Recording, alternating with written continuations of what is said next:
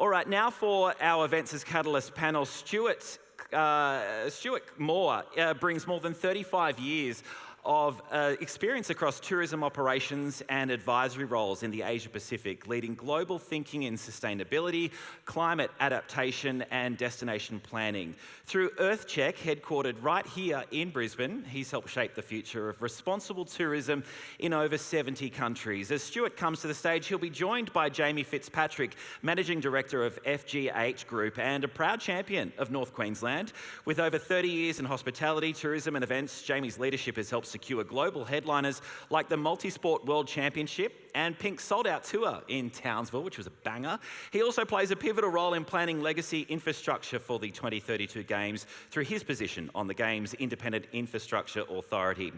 Next up is Richard Clark, Group Executive for Events at Tourism and Events Queensland. Richard brings a powerhouse of experience from professional sport, major events and venue leadership across Australia and New Zealand, having led everything from the Brisbane Bullets relaunch to Auckland's host city programs for global tournaments like the FIFA Women's World Cup and Rugby World Cup.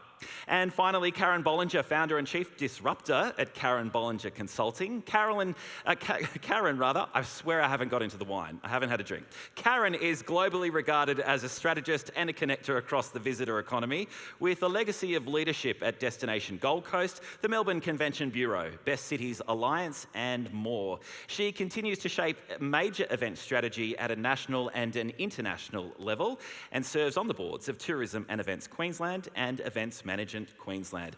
What a panel we have for you. Stuart, over to you. Thanks, Tim. Good afternoon, ladies and gentlemen. Well, I've got a wonderful panel for you here today. You've got refreshments at your tables. What could go wrong? You've seen the video, and the wonderful thing about the video, it's given you the promise, the offer, and now we need to open up the discussion about how we make this happen, which is why I've got my three panellists with me today. Look, three things. I'll give you a little bit of context about what we're going to address. I'm going to open up the panel, and then we're actually going to come back to questions in the audience. I'm very structured always of how these things happen, but my team have just said to me, how about we throw this out a little bit? So we're going to freewheel, okay? It'll be a bit of fun, and I think it's really important if we're really going to get some of the big issues out there and the context of what this is for Queensland. So in this session, we'll explore how events continue to serve as powerful catalysts for Queensland's tourism industry. We'll look at what are the success stories, what inspires us, but we'll also step back and be honest about the challenges and gaps that exist, and most importantly, how we can scale activation in a way that's both impactful and sustainable. And because we've got such an excellent panel, I just want to take a few moments for them to give you a bit of background on their experience in events, and more particularly what drives them, because ultimately that's what we're going to be talking about this afternoon. Karen. Over to me. Thank you, Stuart. Well, you heard a little bit about my history from the introduction, and I've spent probably most of my career in events over recent years, but mainly in business events.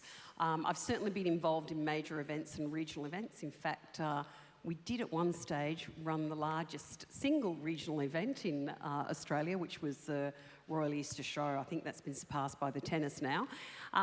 But over recent years, I've actually left my role at Melbourne Convention Bureau, where I was the CEO, and I have been doing some consulting around the world. So I've worked for destinations Ireland, Copenhagen, Dubai, Singapore, and I do consult back to them on how to attract major events as well as business events.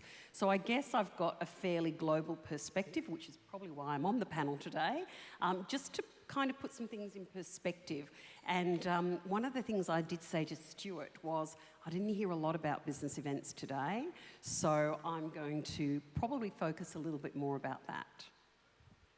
Look, my events background actually is more from my, I suppose, passion for community, more so than professionally. I hospitality background, but found myself, growing hospitality businesses and was passionate about the human experience of creating experiences, and in regional markets, events are a core part of growing hospitality at the same time. So it was by default I ended up in the event industry, and that's been broad. It's been working as across small events like Triathlon Festival that I was a president of for a number of years, and have been through that whole, philanthropy and philanthropic nature of those types of smaller regional events, to then lobbying for funding on a number of different events, to then negotiating major deals on whether it's triathlon world championships and contests like Pink, and dealing with major promoters. So it's more stemmed from that community passion. So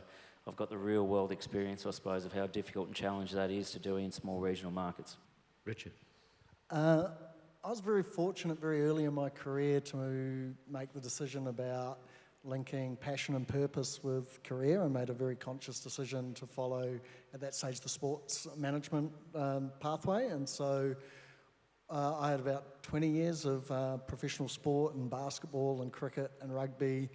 And what really drove me in that area was what those things, what the events, what the sports, what you were delivering could create connection with people, with communities and other outcomes. And then I moved into the major and business events area and into performing arts and venues. Had the opportunity to lead things like the FIFA Women's World Cup and Rugby World Cup in New Zealand, in terms of the Auckland Host City program, and really see the ability to have that influence on a much larger scale. So for me, the excitement and the real interest about events is that they're a catalyst. They have a purpose in themselves, but it's what else can you use events for? And we focus on economic benefits and visitation, but there's also the community benefits, the social benefits, and what else they drive. And that was the really exciting piece about moving to Queensland for this role, is the scale of the canvas we get to work on in Queensland. Thanks, Richard. So I'll start with my chief disruptor, Karen. So you've travelled the world, you've worked internationally. Before we dive into what we want to achieve in Queensland, paint me a picture of what the leading events, destinations of the world are doing, but more particularly, what can we learn from that? Well, I think it's fair to say that global events, they are stating by 2035, will be worth US $2.5 trillion. That will be the 13th world's largest economy as it stands today. So everybody is fighting for a share of that pie. Make no mistake about it. And I think that that's what the global event destinations are doing. They're recognising the fact that it's highly lucrative, it's fantastic for their brand, it's great for their communities. So they're actually investing significantly, whether it's in infrastructure. Now, if you're a destination in Europe, you don't have any issues with access because people are on planes, you've got a lot of flights whizzing around Europe. When you're in a destination like Australia, for us, it becomes a bigger challenge.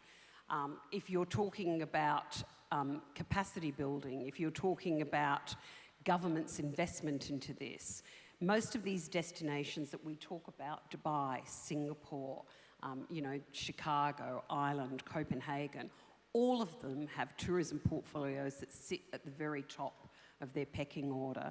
So we are in competition with that. So that's Australia and then Queensland. And then when you talk about your smaller destinations, your regional destinations, that's what you're competing with.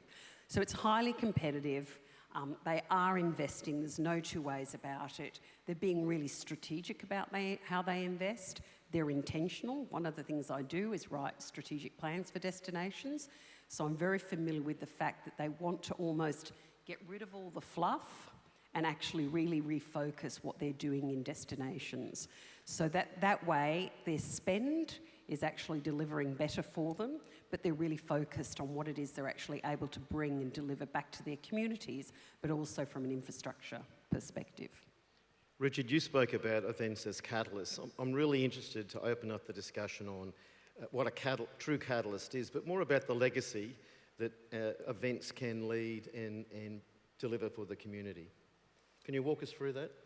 Yeah, so from a destination perspective, when we invest in events, it's for a deliberate purpose, and it's there's both immediate benefit and then there's the legacy benefit. And the immediate benefit we focus on is visitation and economics. But the real reason to secure any event is that you can leverage it and create that legacy. there'll be a legacy no matter what, but for it to be a strong and powerful legacy, you have to have a deliberate intention around what that's going to be. So no, when we had the briefing notes, it was like, well, what are the templates for that?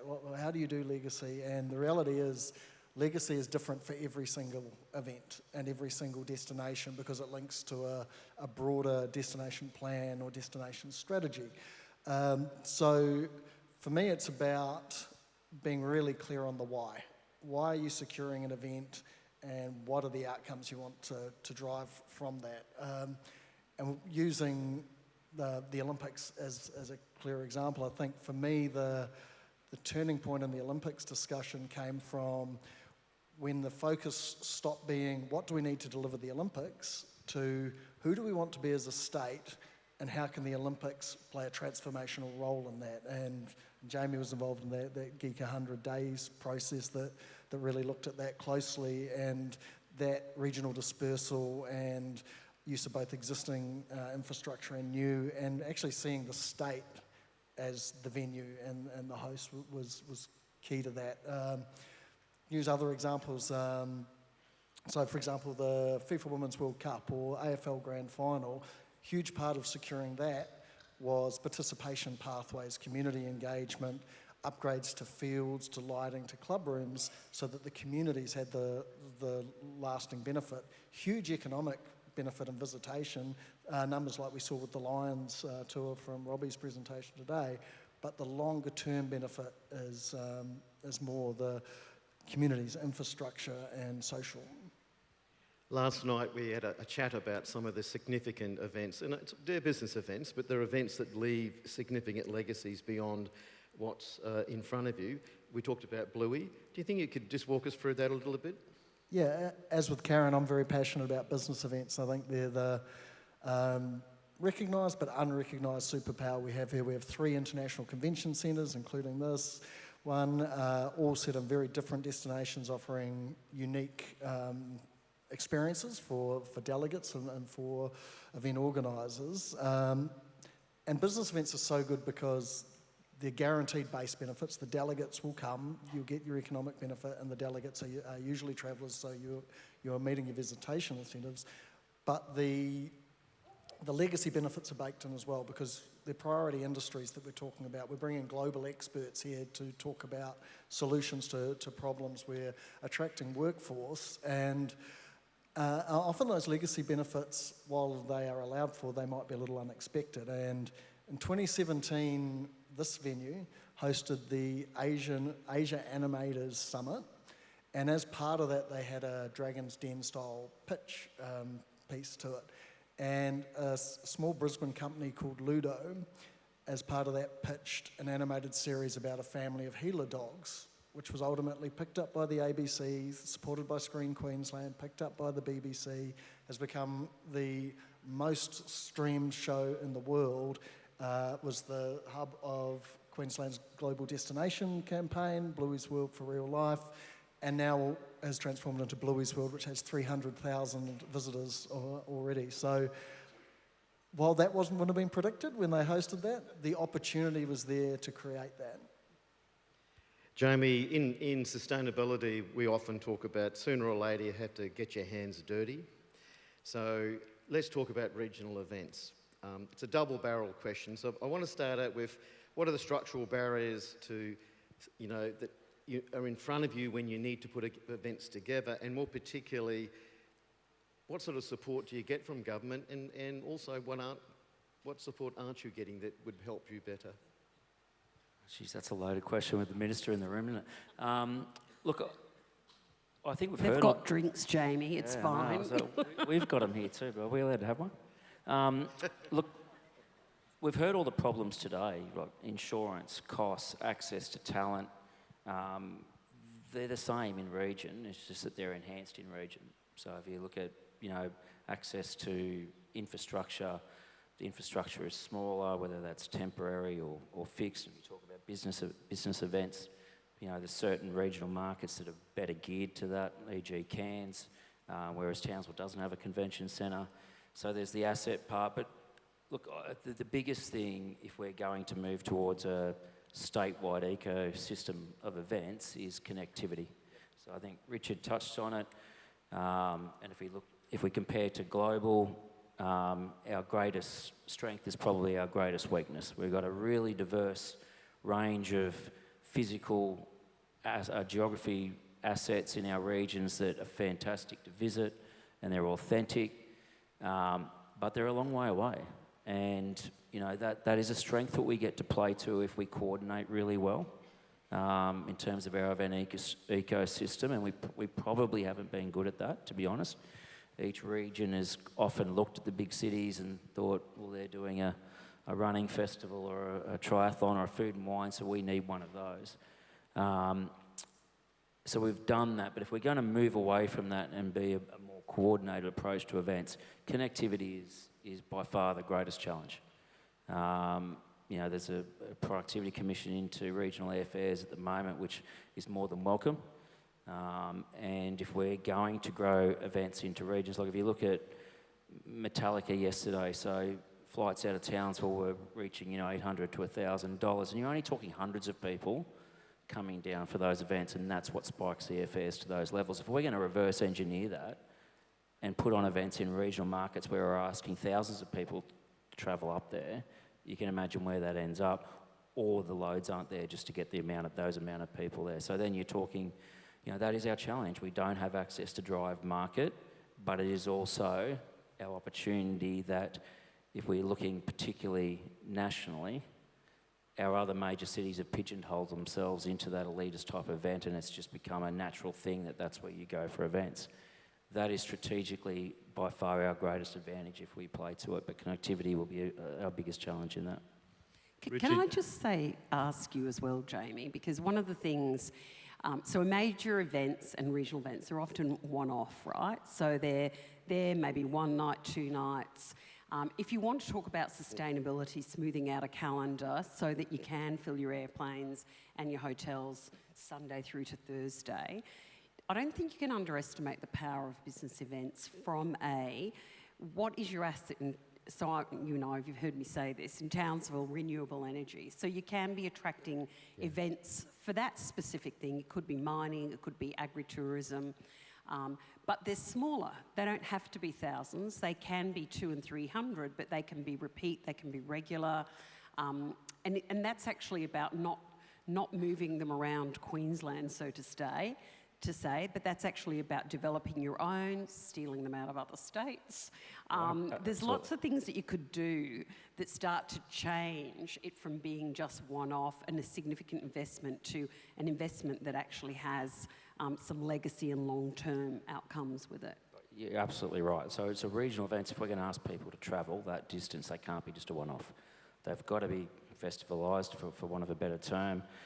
And so adding on all those add-ons to it, but it's businesses, yes, potentially part of it. Education tourism is also a huge opportunity, particularly when, you know, our biggest natural asset is the Great Barrier Reef, and we've got in Townsville, we're fortunate enough to have Groompa and Ames stationed there, and then there's so much infrastructure for access out of Cairns. So we just have to be really smart and coordinated so that those regions aren't just doing more of the same, and we get away from being competitive against each other. And curating those, so it's very different to a major event, curating a business event. It's a very different process. It's bringing all of government together. It's not just, there's a Metallica concert, we're going to go to a promoter to get it. It's a really different perspective. I'm sorry, I've got my business events truly hat on today, but I feel very passionate about this. You know, when they average stay is about 6 nights, they spread throughout your region, it becomes much more viable, but it takes a very different lens to get there. I think you're talking about building rather than buying. And that is, if we're going to build authentic events in region that truly capitalise on the assets that are already existing and it be a real authentic experience that they can't get, we have to build those. There's absolutely no point in buying them and putting content in there that already exists. And I will, like, one of the challenges there with that is the balance between community events, which you touched on, Rich, is the difference between, we still need community events.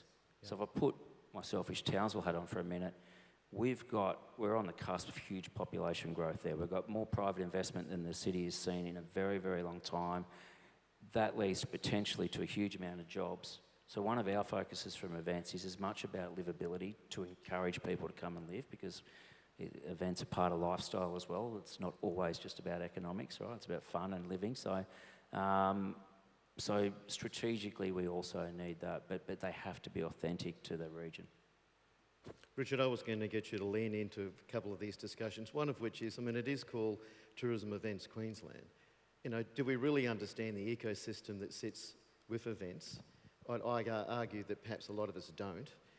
We're the most decentralised state in Australia. How do we bring it together? How does Team Queensland work from an events perspective? That's a really big question. I guess my perspective on events is that tourism is an outcome of events, and it's one outcome. It's one that we focus on in terms of investment, but there's a whole ecosystem that is required to deliver that, and that's part of our role as well. Touching on one of the things Jamie mentioned in terms of the decentralised state. So we have the vision under Destination 2045 to be the events capital of Australia. The vision of being the events capital is very different for Queensland than anywhere else. Like, pretty much every other state is capital city centric, and that's where the investment into the large scale events goes. Whereas the Queensland approach is that the whole state needs to be the events capital. So there will be events that need to be based in your larger centres around infrastructure and stadiums, etc. But the real power of Queensland is the dispersal of it in terms of using our destinations and our natural environments as our locations and our event venues, and as the pieces that actually secure those events, because you can have a completely different event experience for your participants and your spectators. But as Jamie said, that's also the challenge because of connectivity around the cost of delivering events in regional centres, of getting infrastructure such as staging and audio-visual and screens, etc., to regional communities all comes with a cost. And that's where it takes an entire events ecosystem.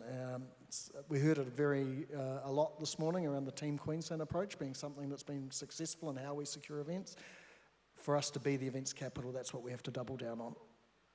Jamie, walk us through authentic events. I'm really interested in some of the journeys you've been on in North Queensland, Townsville, Cairns. Give us an example about how you select an event and make it successful, particularly from the authenticity part.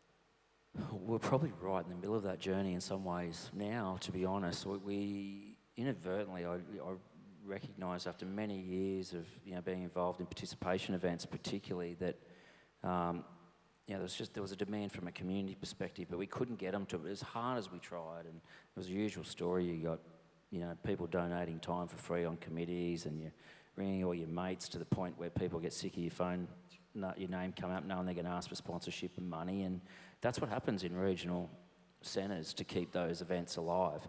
We've actually stopped, so we've worked with council cooperatively to move an events division out into our economic development agency that handles economic development, and tourism was handling that. Now we have a separate events silo. So that was step one for us in Townsville, and now we're looking at the landscape. But that's firmly looking of, we recognise that those events still are required to be a livable city, and for community benefit. But we're now looking at what are those things, what are our natural assets? What are the gaps in the market for us that instead of trying to be the Noosa Trial, the Food and Wine Festival, stuff that already exists, is what have we got that we can work to? We're fortunate we've got a stadium there, and so stadium content plays a part of that. We've had some success stories recently with getting content into that. But our primary focus is to build. So we want to build events, and we're conscious of our calendar and connectivity and our accommodation load. But we're strategically positioning those, and we'll go after events. But when people come to experience those, they're experiencing your city at the same time. So as much as I am passionate, we did Jelly Roll. We had 20,000 people on a Thursday night for Jelly Roll. in Townsville. That's a big number for a regional market. And that stuff is good for us, and it's good credibility statement, and it's great for lifestyle, but we're constantly having to negotiate those deals. And these guys love me ringing them saying we need more money to get stadium content. So you want to get those events into regions that belong to that. So we're not renegotiating deals every 3 years or 5 years, and they're selling the regions, they're selling the state. Karen, what have we missed in that discussion? Well, I probably, and we've touched on this, but if you really think about your events, whether they're major, regional, cultural, festival, business, it's what I would term the bid, build, buy strategy. So the bidding is stuff that's out there that you normally have to go through a bidding process. It's already a set-up event that circulates, whether it's around the state or around the world. Then you've got the building, which might be, you've got something, we call it homegrown now in Tourism Events Queensland, so it's already existing. What's the investment take to make it truly homegrown and very specific to a destination that we can actually invest in and build on? And then there is the buying, and the buying probably we haven't done so much of.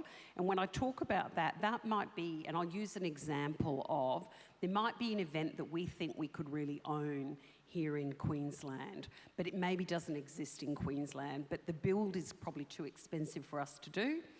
Because often when you're building scale events, they do, it's years before you kind of get them off the ground. But there might be that event in another part of the world. And I'll use an example of one we did this with. So Nuts and Seeds was a big global event in Milan, in Italy, and it was agritourism is what it actually was. Sounds a bit odd, Nuts and Seeds, and they wanted to scale globally. So they wanted to go into the US and they wanted to come into Asia Pac. So we went in and said, instead of actually just coming and hosting your event once, we would like to have, in this instance it was Melbourne, as the home of Seeds and Nuts, because we saw ourselves as the food bowl within the region. So we pitched it as a regional bid. We didn't pitch it as a Melbourne bid. We pitched it as a regional bid, and we brought on the Department of Agriculture. So it became a whole of government bid. In our very first year, we had 2,000 attendees at that conference from around the world. But the buy was the fact that they had the sponsorship list, they had the global delegate list that they already existed, they had their networks that they could bring to the party, and we as the state brought the other side. So this joint venture, as it was, became our buying, if you like. And the intent was that it actually, as Paul Donovan likes to say, washes its face, which means it actually ends up becoming, it pays for itself at the end of the day. But your strategy then becomes really clear about what it is you're bidding for, what it is you're buying, and what it is you're building. And it's intentional, it's very specific, it's an investment, it's all of government approach. It's not even just by regional, it's a whole of government approach. And that way you can really think about how your money gets used, where your dispersal is, and who you're attracting, and what innovation and businesses you're attracting back to your destinations. So it's a question for you all, but I'm thinking about the whole context of scalability. So one is to have venues, one is about having hard infrastructure, but you have to make these things work. So do we have the services and the skills regionally to deliver the events that we want to? Jamie, because you must work with this every day of your events. How are we getting skills there? Do you have the skills? I mean, I'm talking the soft skills, the people to deliver it on the ground.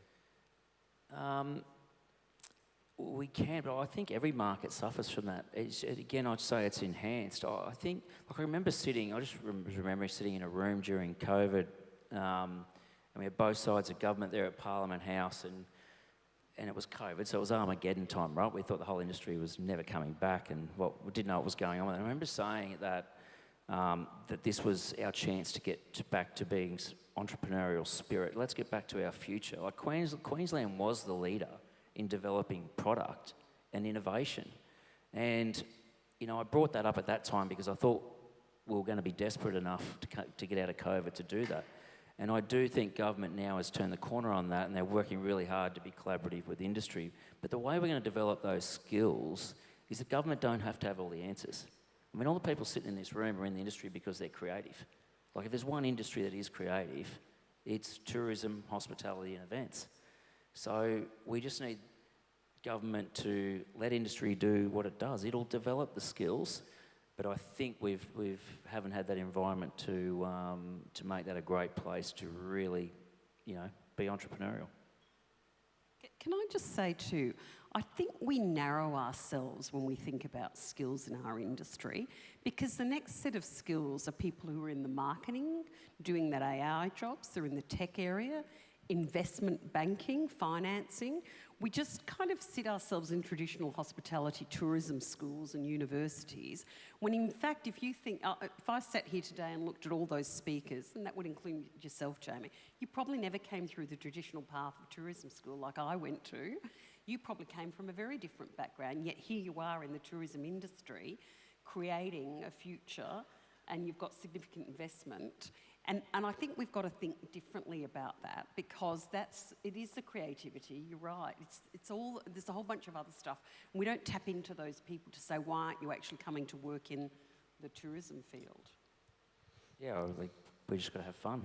You know, like that is the industry, right? So I was at Metallica last night. I'm not a Metallica fan, but like it's a getaway, our industry, from everything else. And if there's ever been a more important time of bringing people together and encouraging what our industry does, I've got a 19-year-old and a 16-year-old, you know, I'm still trying to understand, and you know, AI. Like, I don't think there's ever been a more important time for our industry for it to flourish and bring people together and just let people have fun.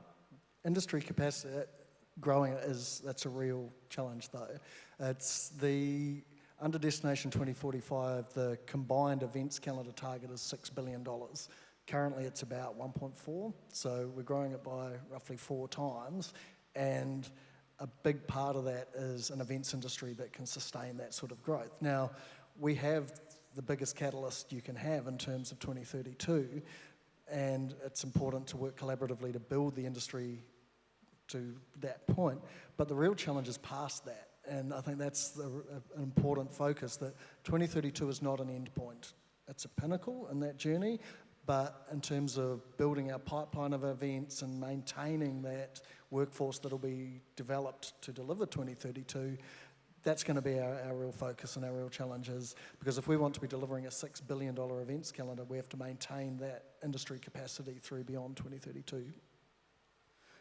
But the industry will find the workers. Like, I'm really confident about that. Our industry has a huge competitive advantage over other markets if we allow it a good place to work. It's not a good place to work when we expect our security guards to take an intoxicated person home and tuck them into bed to make sure that they're safe because they can't look after themselves, following on from the insurance discussion. So it is that red tape, green tape that we need to get rid of and get back to being entrepreneurial and fun and energetic. So we're about to open up for questions from the floor, but I did want to, we have a regional audience. I'm mindful of what we can learn from what's been successful, and I'm just as interested in what hasn't. What hasn't worked, and what do we learn from that regionally? And I'd like you each to have a perspective on that. I'm picking on you, Jamie, but I think it's good for us to hear the good and the bad of how these things either have worked or have not worked at a regional level. What works in region is truly passionate people that believe in their communities. What doesn't work is trying to duplicate what others are doing. Yep. Richard? Yeah, very much the same, and that taking that events capital concept, that we need to have balance and we need all the regions to be working together, and so to the same point that everyone trying to do the same is not going to work, but curating what the different regions' strengths are and making sure that we're playing to those strengths is where we will win. Karen? I am going to say that we are in a state where, when I sat here this morning and I saw the Premier, the Deputy Premier, I saw the Tourism Cabinet Committee, I saw the DGs and the EIRC, as they're called, never ever in a state have I worked in New South Wales and in Victoria, and in fact some of the work I do overseas, have I seen the immensity and enormity of that group sitting in a forum for tourism. If we unlock that and if we power it up, this state will blow every other state in Australia, and in fact I'll say the region, away as far as tourism is concerned. And I've got to wrap this up, so just to finish, take-home message from each of you in terms of if we've been listening about making events a success in the state, what's the take-home message, Richard? Team Queensland collaboration. Jamie? I think Karen stole my thunder there a little bit with that. Like the momentum is there. Like on the ground, I'm feeling it. My takeaway message is that we, as an industry, we shouldn't be afraid to speak up. I'm not sure if Bernie Hogan's still in the room, but he's heard this before. We need to coordinate. We don't need to be embarrassed to say that our industry needs significant funding. A rising tide floats all boats, and I'm sure the Minister won't mind me saying this. We don't have to always run behind roads, health, policing, and we are a major industry in this state, and we're a huge economic driver, and we should be proud of it. I'm going to say harness it and unlock it. Can you thank my panel, please, for this afternoon's session? Thank you. Thanks, guys.